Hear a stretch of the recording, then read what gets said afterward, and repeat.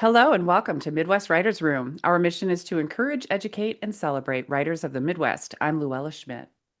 And I'm Ken Humphrey. Today's chapter break episode features Matt Cashion in his latest publication, How We Do Things Here, coming February 17th from friend of the program, Cornerstone Press.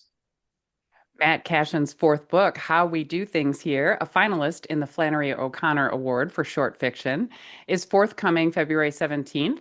His story collection, Last Words of the Holy Ghost, won the 2015 Katherine Anne Porter Prize, and his novel, Our 13th Divorce, won the Edna Ferber Prize. Our other work appears in The Sun, Cincinnati Review, Willow Springs, Carolina Quarterly, The Writer's Chronicle, and elsewhere. Born in the North Carolina mountains and raised in coastal Georgia, he earned an MFA from the University of Oregon and now teaches creative writing at the University of Wisconsin-La Crosse. Just a side note, my son goes to University of Wisconsin-La Crosse. I'm going to have him hunt down Matt at some point when the Oh, semester good. You starts. should. Yes. So let's take a look at the book itself. In Wisconsin and Florida backyards, boardrooms, and bedrooms, How We Do Things Here exposes the hilarity and heartbreak caused by mess makers struggling to survive themselves, each other, and the places they're trying to call home. Gun-toting neighbors offer too much help. Dead grandmothers make demands. Music professors erupt from noise pollution. A daughter confronts her estranged father and his pet vulture after a hurricane. Outcasts humiliate themselves at high school and family reunions. Men resolve violent confrontations from their backs. The world's loudest typewriter threatens sanity. A college student educates his professor in the art of failure. An emergency meeting of the hospitality committee adjourns with murder. Inside moments that make us laugh and wince, these slow learners teach us how to fail and forgive and try again to forge connections, all in the troubled spaces we're so desperate to share. Sounds fantastic. I can't wait to start talking about it. Matt, welcome to Midwest Writers Room. How you doing? Happy New Year. Oh, Happy New Year to you both. And thanks so much for having me. And thanks for all the good work you're doing for Midwest writers. We appreciate you. Thank you. Yeah. And just so everybody out there knows, Matt is kicking off our inaugural season 4 of the Midwest Writers Room. We are definitely honored to start it off with him. Matt, before we dive into the book itself, I want to talk a little bit about you. Clearly, from your bio, from your education, you came up a writing path. But can you trace back that moment when you knew you wanted to be a writer, when it was going to be worth investing your education in?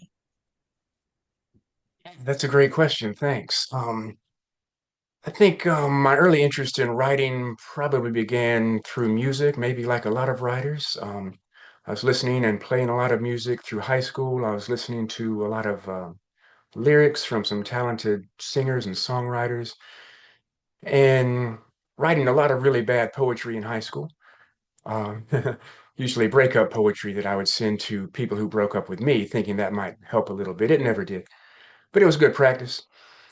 And in college, I was lucky enough to meet a really encouraging professor. I went to UNC Charlotte as an undergraduate and met Robin Himley, a professor who was in his first job there. And he told me that I had some talent, but that maybe I could work on my work ethic a little bit more, that perhaps I should consider revision, which which I came to discover was, a good idea. So I started working harder, started reading a lot more. Um, After my undergraduate career, I went to back home to Brunswick, Georgia, and worked as a newspaper reporter for 2 years, which was really good training for me, working every day, writing under deadline every day. Um, and from there, went to Oregon, the University of Oregon, for my Master's of Fine Arts in Creative Writing, and met a lot of other great professors and writers, and just spent a lot of time writing and rewriting and developing a love and passion for writing and reading, and have been writing ever since. And continue to do so as much as possible, um, learning, writing, rewriting, failing, trying again, the way we writers do. Yeah. Yeah, and that's a good path. And I mean, obviously, you're not alone. Many of us have kind of wandered down that same path from different angles. So I do want to take a side tangent and say, I mean, you like you're roughly about the same age as me, Matt. So when we were Mhm. young, like in the early '80s, there were key albums that every boy had to have: Queen the Mm-hmm. Game, Kiss Destroyer, um, Candy O from the Cars, Rush 2112. Like Oh, every kid I knew had at least one or more of those albums because they were just all key. that every guy had to have. You agree with that? Yeah, for sure. I think there are a lot of musicians, a lot of bands that we probably cling to and play on repeat. Um, and you mentioned Rush. I was a drummer and still am a drummer. I don't play a lot these days, but in the 80s, um, moving pictures from Rush, um, both sides of that album were instrumental to me. Yeah, 2112. And I had a friend in high school who was a little more advanced than I in terms of songwriting. He was a good songwriter and singer, and he turned me on to somebody named Bob Dylan. And so, which seems kind of odd thinking about high school boys cranking the Bob Dylan in the parking lot. And but that was important to me. And Pink Floyd too, a lot of Pink Floyd, The Wall, Dark Side of the Moon. I played over and over on the way to school, on the way home. Random So, shout out for Dark Side of the Moon from this one. yeah, well, thanks for that, Luella. Sure. And I was actually rewrote a lot of those lyrics on notebook paper and left them lying around the house. And maybe that was an important sort of step for me. I don't know, like just the act of transposing those lyrics and looking at the language. And one day my mom stumbled upon those lyrics that I had left lying around the house, and she said, "Wow, this is good. Did you do this?" And I said, "Well, yeah." um, but then told the Credit where truth about credit that. is So due, right? yeah, well, plagiarism is key. It's no, I'm kidding Yeah. about that. But that's what we do, right? As writers, we read and listen to things that influence us and inspire us and hope to do good things. That's what I also do as a teacher. We hope to turn students on to good literature that will inspire them. So yeah, music, literature, all those things. All right, very cool. R.I.P. Neil Peart. So Mhm. let's talk a little bit about what led you down the short story path as a writer versus doing full-length novels. Because the books you had listed up there were kind of short story collections. Is that what Mhm. you read, or is there a specific interest in that? Yeah, I've always been interested in short stories.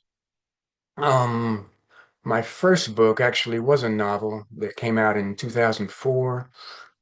The chapters are real short, so I treated those chapters as sort of like vignettes or short stories. So I learned a lot by just the process of writing that novel. And then just started playing around with short form a lot more. I think a lot of my favorite writers were short story writers, people like John Cheever, whose work I really liked, Lee K. Abbott, people who wrote um, a lot of short stories and really excelled at short stories. Um, and I mean, I'm interested in novels too. And my book, Our 13th Divorce, is also a novel.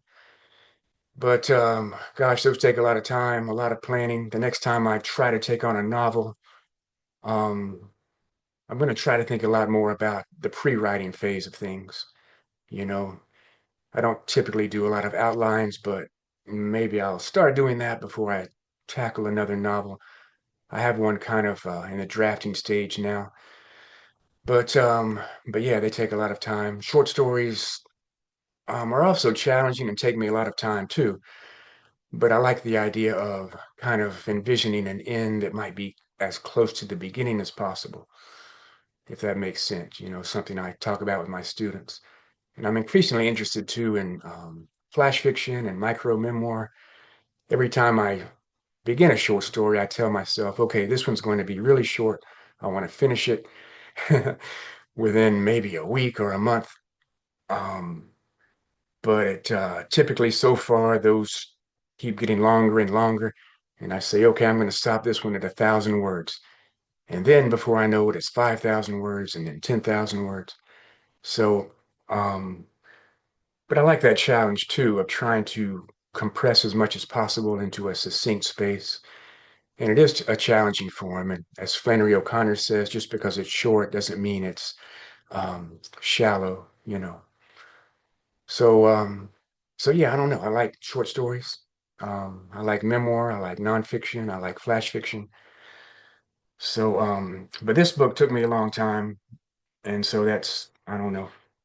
kind of a humbling thing too, as all writing is, for me at least. I think I started this story collection maybe in 2017, about the time my last novel was published. And so what's that, 8, 9 years? But who's counting, right? It's interesting. Do you have a sense personally whether you, I don't know, whether you find a collection of short stories easier to put together, to create versus a novel, or do you feel like they're just different? Yeah, I think they're different. Um, what took me some time with this collection of stories, I think, was finally stumbling upon a sequence. And these are loosely linked short stories, um, so that's kind of in some ways a hybrid form, maybe. The two main characters of this story collection are recurring. Some of the themes are recurring. The places are recurring.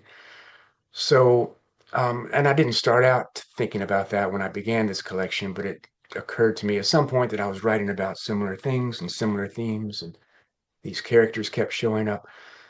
So that took some time to figure out, and um, I kept revising right up until the publication date, I think, like the order of some of the stories. So that was a challenge, but an interesting sort of experiment for me, form-wise. And so I like that idea too. And it's not necessarily linear. So that was a challenge too, to think about those things. And there's a wide range of points of views, even though there are two main characters, and we alternate between their points of views. But there are some minor characters who show up who also get their stories and their points of views. So there are a lot of things to think about. But I like this idea of a loosely linked collection, which I heard somebody else call a broken novel. I forget who Oh, said that, I but I like kind of that. like that idea too. Yeah.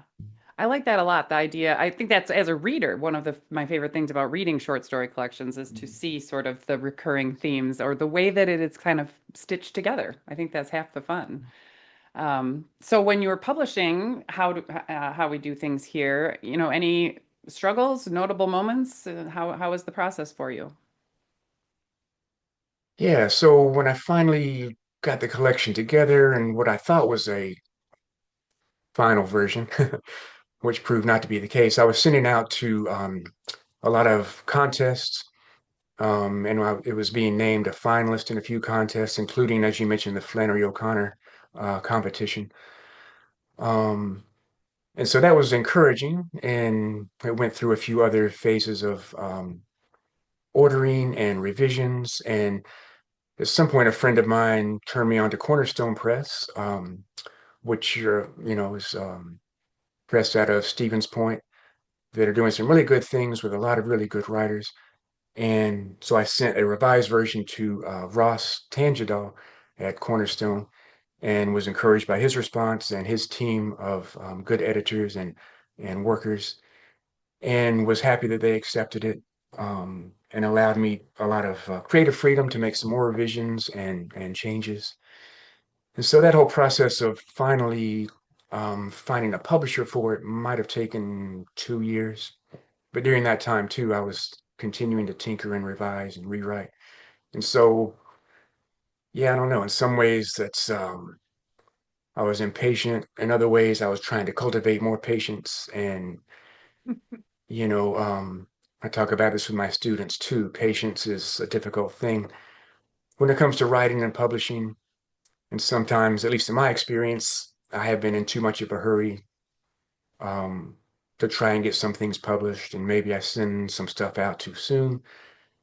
Um, but in this case, I think I was happy finally to have that extra time to work on this and to finally publish a collection that I'm pretty proud of.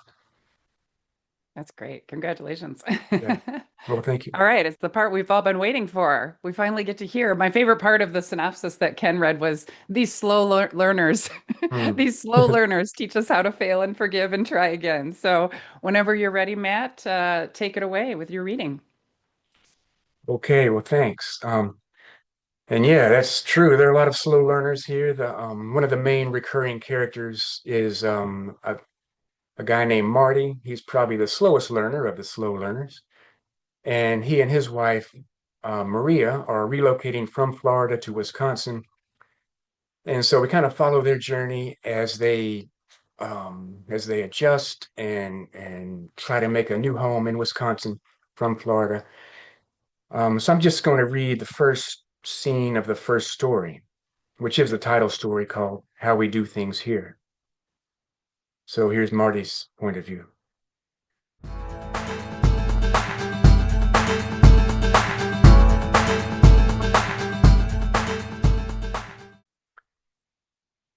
I didn't like the looks of our new neighbor, or the fact that he was standing in the middle of my backyard, framed in my U-Haul's rearview mirror, holding 2 beers while I maneuvered from the alley, waving with his free arm for me to keep coming, then a closed fist sign for stop. I didn't like his buzz cut and his big sunglasses, his stoic face blank as a cinder block, his khaki shorts with hiking boots, or the pistol on his hip, jutting out like an appendage. I wanted to drive back to Florida. But I had made the trip for Maria, and I could hear her in my head saying, "Don't be an asshole for once. Give it a chance." Then his wife and 2 teenage kids came marching into the yard wearing gloves, eager to help us unload, which made me suspicious. When I hit the ground, he handed me a beer, and when Maria stepped up after parking the car and unloading the cats, he handed her the other. "Welcome to Wisconsin," he said. "This is how we do things here. Name's Carl. That's Kim, Cody, and Katie." I looked at Maria, who looked at Kim, a serious woman on a mission, already raising the U-Haul door, ordering her silent kids to grab things and take them where Maria told them to. Maria winked at me and turned up her beer, and Carl said, "Atta girl." It was 8 p.m., early August, still light, much milder than the Florida air we had left 2 days earlier. We had worried, even before seeing Carl, that we were moving toward a mistake, that we would not fit in, that winter would kill us, that we shouldn't have bought a fixer-upper built in 1881 in a marginal neighborhood with such small yards that every passerby would have to say hello. But it's what we could afford on one salary, Maria's, and I made promises about becoming a handyman, which I imagined liking because I could work alone. I preferred life with headphones, hoarded my privacy, subscribed to the good fences make good neighbors policy. Maria was kinder, more outgoing. She liked having friends. She said my selfishness would cost me a spouse one day. She said if I was joining her on this journey, I would have to change. Learn how to be a selfless partner and a compassionate human. So I'd said yes, okay, sure, fearing life without her, and I promised that the new me was underway. I handed my beer back to Carl. "I'm recovering," I said. I hoped he would see me as a veteran of wild times, loaded with stories. I decided to swear it off for good this time, try the fresh start in a new place routine. I hoped my sobriety would be a big part of the new me. "He's allergic to alcohol," said Maria, the truth teller. When I turned 35, every kind of alcohol made me sick, despite my exhaustive efforts to find something that didn't. Carl's face stayed blank. I think I had broken his heart. He said, "Sounds like you guys have a bit of an accent." Then he jumped to work, lifting 3 boxes at once until the boxes were gone, and he directed me, with too much energy for my taste, to grab the ends of couches and mattresses, dressers, tables, Maria's piano, and in an hour the truck was empty and I was sweating. He wasn't. And Kim said goodnight and followed her children home just like that. I hoped Carl would leave too. We were tired. But he stopped at the cooler on his back stoop and returned with 2 new beers, one for himself, one for Maria, then sat on the ground, back against our house, which meant that we sat too, facing an orange streak of sinking light. We told him Maria's new job as a music professor had brought us here, how I had quit a nursing job to be a house husband. "House husband," Carl said. "Must be nice." And he seemed to mean it. He talked of being a firefighter and an EMT, going on 20 years, which was wearing on him, he said. Hard on his marriage, too, he said, because he slept at the station more than he slept at home. His sunglasses were off now, making visible the dark edges around his eyes, and some deep weariness bordering on madness that made me want to keep my distance. But this is a good neighborhood, he said. Well, why the gun? I wanted to ask him. Why the gun? Maria asked him. I wear it so I won't have to use it, he said. It's a good neighborhood. Matter of fact, this Saturday is Neighbor Helping Neighbor Day. We spend the day helping each other do whatever needs doing. Last year, we installed new shingles for Elvis. He pointed to the house on our other side. All day, I thought. A Saturday? Elvis lives there, Maria said. How fascinating. Roofing, I thought, in the summertime? He's 95, Carl said. You'll hear him early in the morning. He won some impersonation contests back in the day. Last summer, he fell off a ladder and broke both legs, so I carried him to my truck and laid him in the bed and drove him to the hospital. He was singing the whole way, the damn fool. He said he'd survived worse. You guys like venison? I've got a freezer full. I'll bring you some. We're vegetarians, I said, too abruptly. Vegetarians, Carl said. He scratched his chin, thinking this over. I stood and yawned, the obvious and universal sign for good night. I'll be right back, Carl said. He walked across our yard and opened a gate in the middle of the chain-link fence that we shared, then entered his garage. I hadn't noticed the gate. Turns out that he and the previous owner had been best buds, so they installed the gate for easy access to each other's houses and garages. We're going to need a new fence, I said. He's okay, Maria said. He saves lives. Maybe he'll save ours one day. Was she saying that she found him attractive, I thought? Was he a manly man, more manly than I, who should be admired for qualities I did not possess? Like being nice? It sounded like an insecure position, so I feared raising the question. I said, well, what about that gun? And I bet he votes for idiots. And I reminded her that if there's a gun in the first act, it goes off in the second, just like What's Her Name claimed. And Maria said, don't be so dramatic. And I said, don't be naive. And she said, his name is Chekhov. And I said, well, there's something strange about his wife and kids. And she said, I was being a paranoid asshole and maybe I shouldn't even bother unpacking. So I didn't say anything else. Carl came back carrying a fishing net and a fire extinguisher. Here's your housewarming gifts, he said. The net is for inside bats. Catch and release. Keep them alive to help with the mosquito problem. Mosquito problem, I said. Did Wisconsin have more mosquitoes than Florida? Inside bats, Maria said. And also a ghost, Carl said. Allegedly. He extracted his phone, asked for our numbers, and then called them. Save my number, he said. I'll be your first responder. Oh, that's nice, Maria said. Friendlier than necessary, I thought. Maybe on the verge of asking him to stay longer. That thing about the ghost, I said. I'll see you on Saturday, he said. Neighbor Helping Neighbor Day. Before then, too. And then he walked through the gate and our fence, and we walked inside. Maria went straight for the pallet she'd already prepared, talking of nice neighbors in a good neighborhood.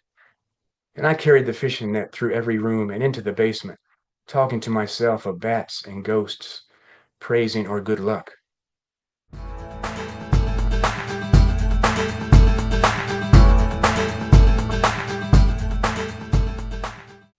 That was great. There's a lot going on there, and I'm actually imagining Carl hearing that his new neighbor doesn't want a beer and is a vegetarian, and I'm like, oh. I know, yeah. And I'm very curious about that ghost. Well, and it's very clear that you nailed the archetype of the Wisconsin residential man, right? Yeah, well, I hope it's not a stereotype. We've met a lot of great people in Wisconsin. We've been living in La Crosse here like 20 years or so, and we have a lot of good friends and extremely nice people that we've known and continue to know. And this is more about this slow learner guy who seems, as Maria says, pretty selfish and likes to keep to himself. And so I hope by the end of this story, we see a little bit of a change in him and how he might finally learn to be a good neighbor himself and a good human, one who's a little more compassionate. But it takes some good teachers for him, like Carl and like Maria.